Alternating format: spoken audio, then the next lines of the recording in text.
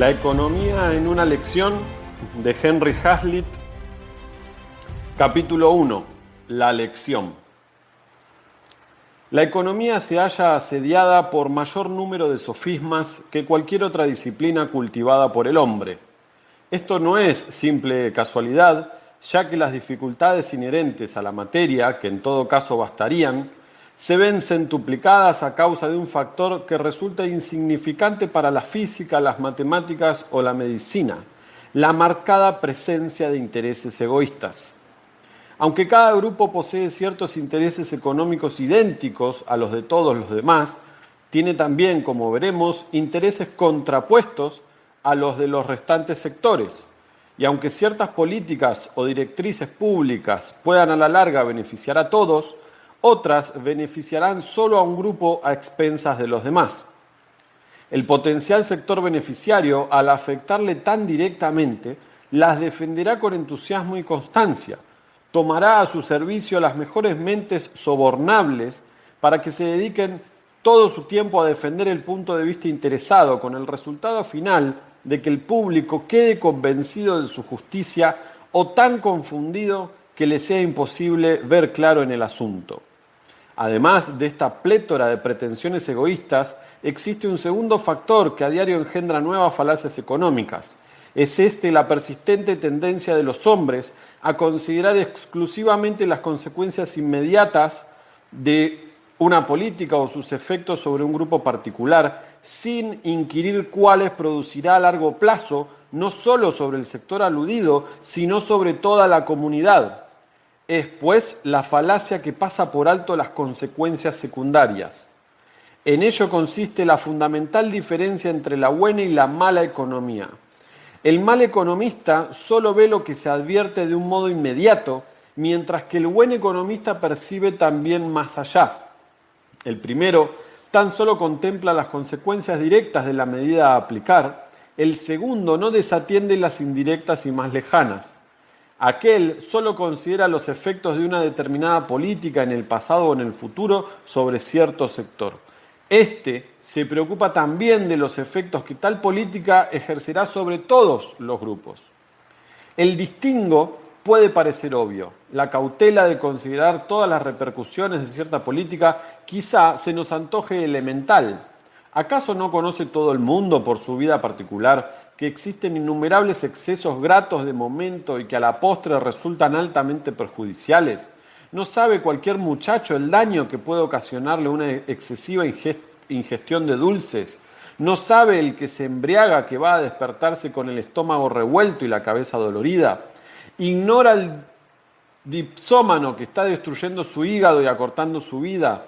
¿No consta al don Juan que marcha por un camino erizado de riesgos desde el chantaje a la enfermedad? Finalmente, para volver al plano económico, aunque también humano, ¿dejan de advertir el perezoso y el derrochador en medio de su despreocupada disipación que caminan hacia un futuro de deudas y miseria? Sin embargo, cuando entramos en el campo de la economía pública, verdades tan elementales son ignoradas.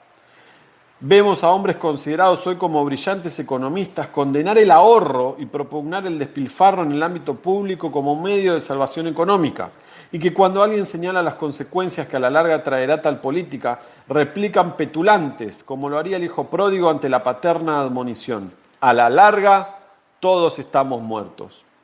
Tan vacías agudezas pasan por ingeniosos epigramas y manifestaciones de madura sabiduría. Pero la tragedia radica en que, por el contrario, estamos ya soportando las consecuencias a largo plazo de las políticas de un pasado más o menos remoto. Hoy es ya el mañana que nos aconsejaba despreciar el mal economista de ayer.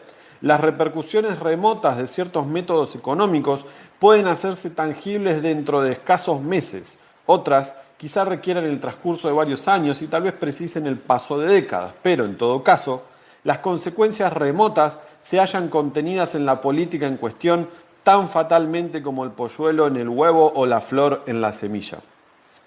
Por consiguiente, bajo este aspecto, puede reducirse la totalidad de la economía a una lección única y esa lección a un solo enunciado: El arte de la economía consiste en considerar los efectos más remotos de cualquier acto o medida política y no meramente sus consecuencias inmediatas, en calcular las repercusiones de tal política no sobre un grupo, sino sobre todos los sectores. 9/10 partes de los sofismas económicos que están causando tan terrible daño en el mundo actual son el resultado de ignorar esta lección. Derivan siempre de uno de estos dos errores fundamentales o de ambos: el contemplar solo las consecuencias inmediatas de una medida o programa y el considerar únicamente sus efectos sobre un determinado sector con olvido de los restantes. Naturalmente, cabe incidir en el error contrario. Al ponderar un cierto programa económico, no debemos atenernos exclusivamente a sus resultados remotos sobre toda la comunidad. Es este un error que a menudo cometieron los economistas clásicos, lo cual engendró una cierta insensibilidad frente a la desgracia de aquellos sectores que resultaban inmediatamente perjudicados por unas directrices o sistemas que a largo plazo beneficiarían a la colectividad. Pero son ya relativamente muy pocos quienes incurren en tal error, y esos pocos casi siempre economistas profesionales.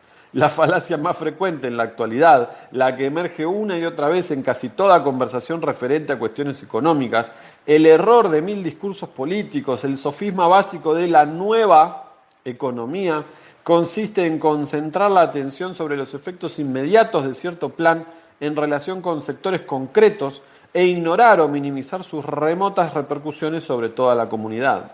Los nuevos economistas se jactan de que su actitud supone un enorme, casi revolucionario avance respecto a los métodos de los economistas clásicos u ortodoxos, por cuanto estos descuidan a menudo los efectos que ellos tienen siempre presentes. Ahora bien, cuando, a su vez, ignoran o desprecian los efectos remotos, están incidiendo en un error de mayor gravedad. Su preciso y minucioso examen de cada árbol les impide ver el bosque. Sus métodos y las conclusiones a las que llegan son, con harta frecuencia, de profunda índole reaccionaria, y a menudo les asombra constatar su plena coincidencia con el mercantilismo del siglo XVII. De hecho, vienen a caer en aquellos antiguos errores, o caerían si no fueran tan inconsecuentes, de los que creíamos haber sido definitivamente liberados por los economistas clásicos.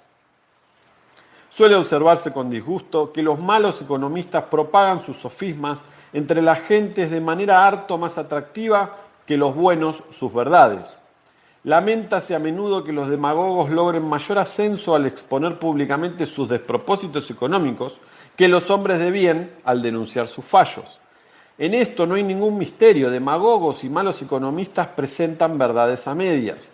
Aluden únicamente a las repercusiones inmediatas de la política a aplicar o de sus consecuencias sobre un solo sector. En este aspecto pueden tener razón. Y la réplica adecuada se reduce a evidenciar que tal política puede también producir efectos más remotos y menos deseables, o que tan solo beneficia. ¿Te está gustando este episodio? Hazte fan desde el botón Apoyar del podcast de Nivos. Elige tu aportación y podrás escuchar este y el resto de sus episodios extra. Además, ayudarás a su productor a seguir creando contenido con la misma pasión y dedicación.